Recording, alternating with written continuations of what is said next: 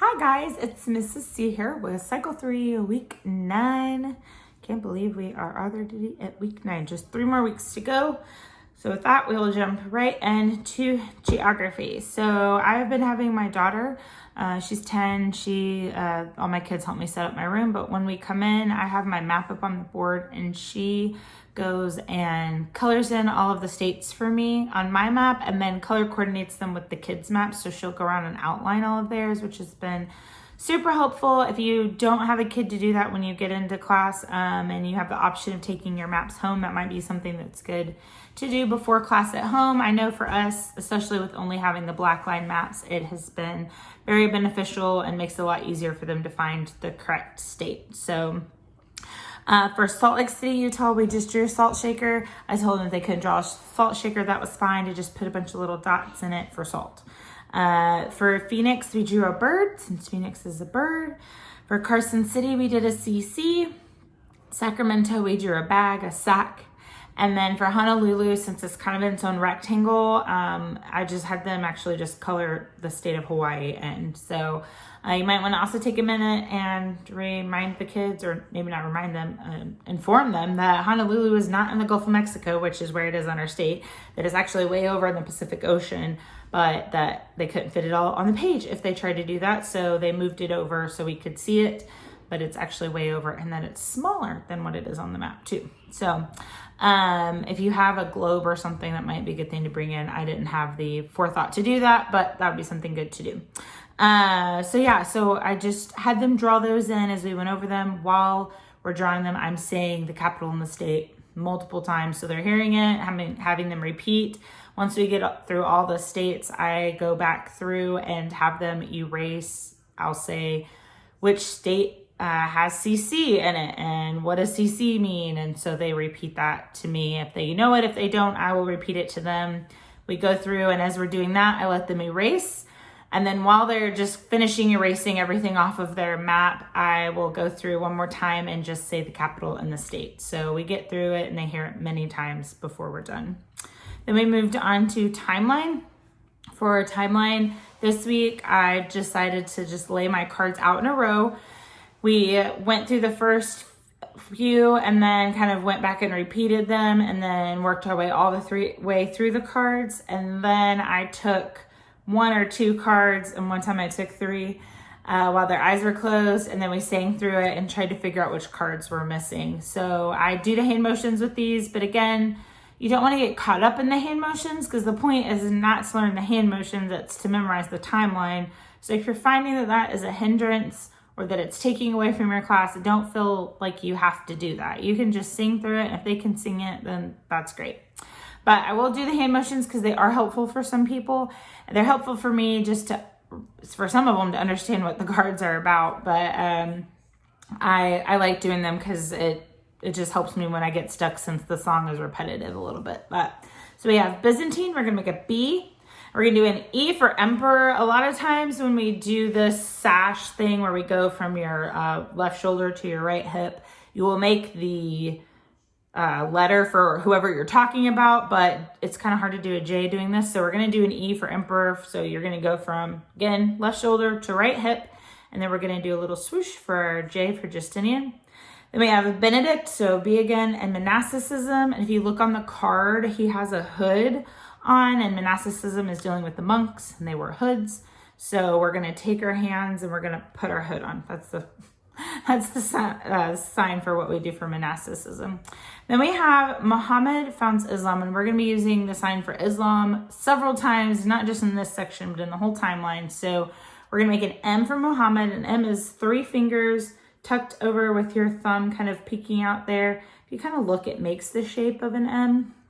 So Muhammad founds, and I just kind of keep the M there, founds Islam, and we're going to take 2 fingers, kind of looks like someone kneeling, and that's because they kneel multiple times a day and pray in the Islamic faith. So we're going to do that.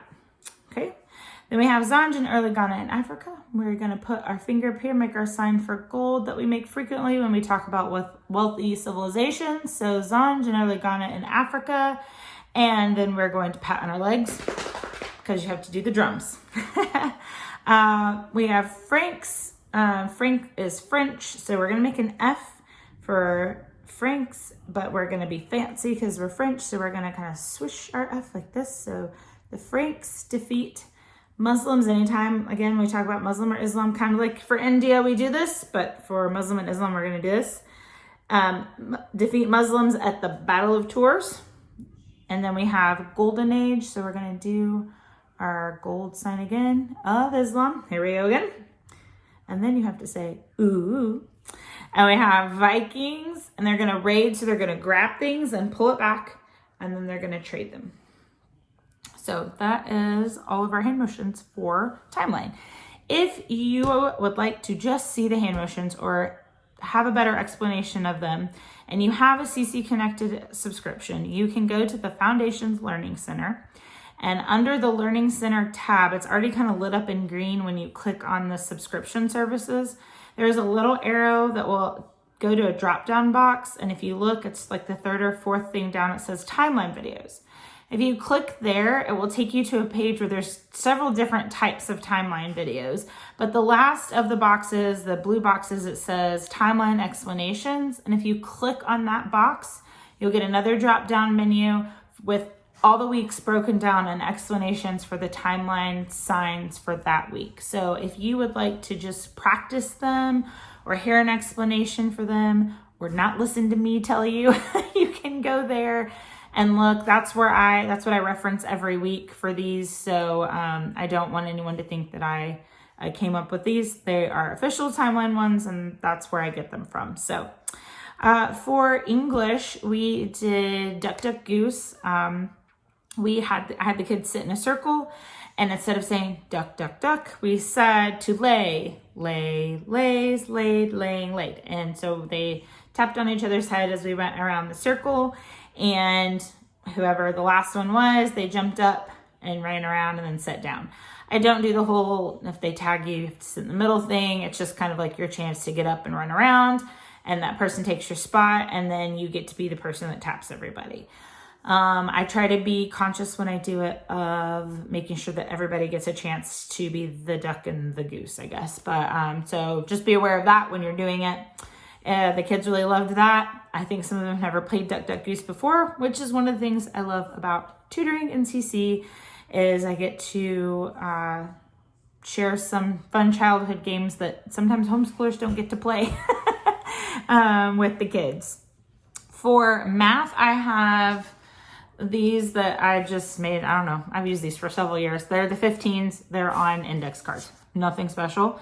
I took them and laid them out. We just kind of stood in front of them and sang and kind of walked down the room as we sang them. And then I let the kids take a turn and like laying them down. I had them set up like this up against the ledge in my room. And then I let them lay down a few of them. When we were singing those, we jumped like we usually do. I like having them a little bit bigger. I should do all of them like this just because they're so much easier to see, but it also takes up a lot of space to lay out all the numbers. But they're really easy. You could do them like this, and you could do them like flashcards and just flip through them for the kids to see their numbers for skip counting. But I just laid them all out today. So that's what we did for math. Latin, we used my handy dandy voice sticks and said the sentence. It was really easy this week. I love Latin this cycle, but I am always kind of glad when we move on from the vocabulary and into other things. So again, you don't have to use these sticks. You can come up with any voice sticks you want. You don't even have to print out anything. You can write right on the stick. You can write on a piece of paper. It doesn't have to be fancy. But these are handy to have. I use them frequently. For science, we have 4 parts of the lymph system. So we have lymph vessels, lymph nodes, spleen, which is down here right under your ribs, and then your thymus. So we just pointed to spleen and thymus and did lymph vessels, lymph nodes.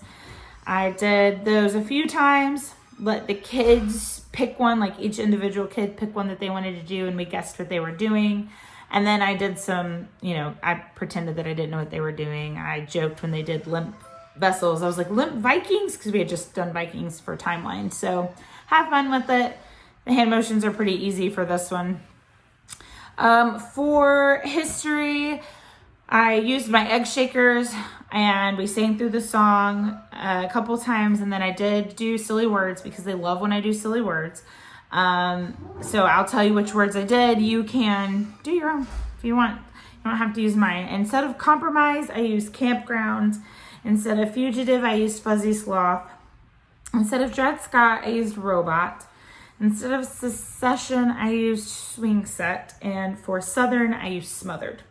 So again, how I do that is I read through or sing through the sentence a couple times, and then I start at the beginning and I go through and say my first silly word. So it would have said the campground of 1850, and they would have stopped me, corrected it. So then I say it the correct way, and then I go to my next funny word. So the compromise of 1850, the fuzzy sloth, and then they stop me and we change the word.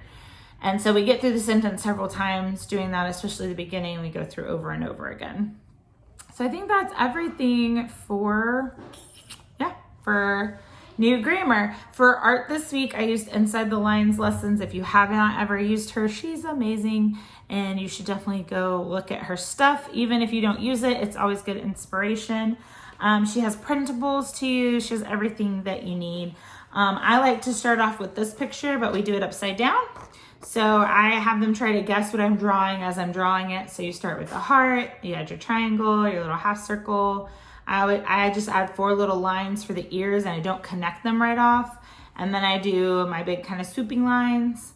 And then I do dots for the eyes just because we need to have all our oils there. So as I'm drawing it, they're trying to guess what it is and they're all turning their heads upside down trying to figure it out. That's a fun one to start off with. And then for the Inside the Lines lesson, it's the Statue of Liberty. Wow, mind blank. But what's really awesome about her is she has this printed out. First of all, it's big. It's on 2 pages. But she also has it where she gives you the lines to cover up. So you just drop down to that line and you just focus on this section as you go through. The other awesome thing that she has for the younger kids, she has multiple levels of lessons, but this one, I don't know if you can see, it has dots on it. So she has a printout with a paper that has all the dots, which was very helpful for them knowing where to start and where to stop. And it made it a lot easier for me to guide them and have their picture actually turn out looking like the Statue of Liberty. So I think she's Inside the Lines Lessons.com. I could be wrong on that. I'll try to find it and link it in the description or put it in the comments down below.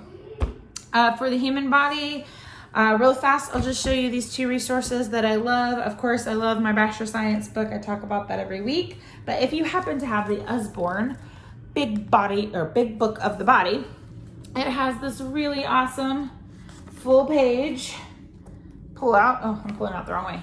Pull out the skeleton, which is nice to see because we only color a few, or we don't even color them, but we only do a few bones and a few muscles. So it's really nice for them to see this entire fold out of this guy. And on the other side, it has all of your muscles, which is really fun, I think, for them to kind of see that muscles and skeleton are all over your body. And then if you have this book, just for another picture, this is the Human Body Reference book, another Usborne book. I don't sell Usborne, but I do love them. It has this full page one, and the one that's in the Big Book of the Body is a little more, I would say, cartoon looking. I mean, it's accurate, but it's just a little more cartoon. This one is a little more realistic looking.